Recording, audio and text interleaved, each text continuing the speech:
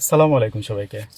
গতকালকে পঞ্চগড়ে হাদি হত্যার বিচার চেয়ে কিছু ছাত্রের উপরে আপনার লাঠিচার্জ করা হয়েছে। ইভেন আপনার 23 জনকে আপনি বলতে পারেন যে আহত করা হয়েছে। তো তারা ঘণ্টাখানেকের মতো সড়ক অবরোধ করে রাখছিল। কলেজের স্টুডেন্ট আমি শুনছি।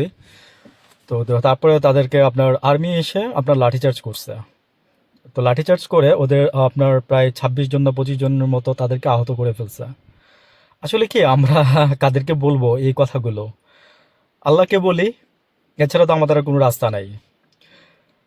হাসিনা চলে যাওয়ার পরে আমরা ভাবছিলাম যে ইউনূস সাহেব আসলে বুঝি হয়তো বা অনেক পরিবর্তন হবে, মনিউদ্দিন ফখরুদ্দিনের মতো সরকারের মতো হয়তো বা একটা কিছু হবে।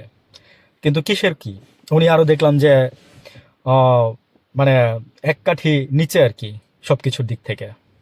With due respect.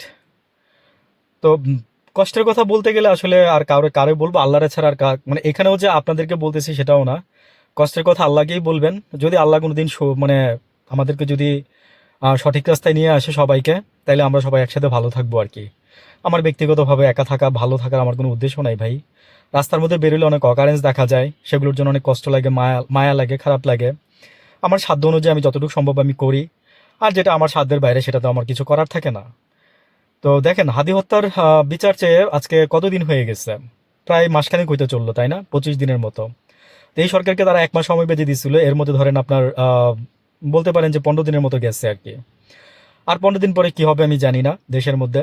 সামনে নির্বাচন, 1 মাসেরও কম সময় আসছে নির্বাচনের। আজকে ঠিক 12 তারিখ, ঠিক এই 12 তারিখে সামনের মাসে ফেব্রুয়ারি মাসের 12 তারিখে নির্বাচন। তো নির্বাচনের আগে মানুষ বলে যে ফিল তৈরি হয় নাই এখনো। আমারও ঠিক ঠিক তাই মনে হয়, কারণ বাইরে তো দেখতেছি। আর হচ্ছে হয়তো নির্বাচন হয়ে যাবে, এর মধ্যেই হবে। কিন্তু আমরা হাদি হত্যার বাইয়ের বা হাদি হত্যা বাইয়ের বিচারটা কি পাবো? আমি সাংবাদিক ইলিয়াস হোসেনের বরাত দিয়ে বলতেছি যে উনি বলছে যে হাদির খুনি ক্যান্টনমেন্টে আছে। ওনাকে ওইখানে একটা বিল্ডিং এর ছবি দিয়ে, এটা সবাই দেখছেন, সারা বাংলাদেশের পৃথিবীর সবাই মানুষ দেখছেন। একটা বিল্ডিং এর ছবি দিয়ে ইলিয়াস হোসেন দাবি করছে যে এই বিল্ডিং এর যে কোনো একটা কক্ষে তিনি আসছেন। তো আমরা এরকম অনেক কিছু শুনি, কিন্তু সরকার কখনো তদন্ত করে না এগুলো নিয়ে। এই যে হাদি ভাইয়ের বিচারের সাথে কারা কারা রিলেটেড থাকতে পারে, তাদেরকে আইনা হাদি ভাই মানে তদন্ত তো করতে পারেন অ্যাটলিস্ট। আমার বলার মেসেজটা হচ্ছে বা উদ্দেশ্য হচ্ছে, ইউনূস সাহেব আপনার প্রশাসন তদন্ত তো করতে পারে। তদন্ত করার পর তো একটা কিছু বেরোবে, তাই না? আপনারা তদন্ত করবেন না, জাস্ট একটা কিছু মানে আপনি আপনি জাস্ট আপনার মানে আমরা যারা নাথিং নাথিং ফর গুড বলি কাকে? Nothing for good, just nothing for good.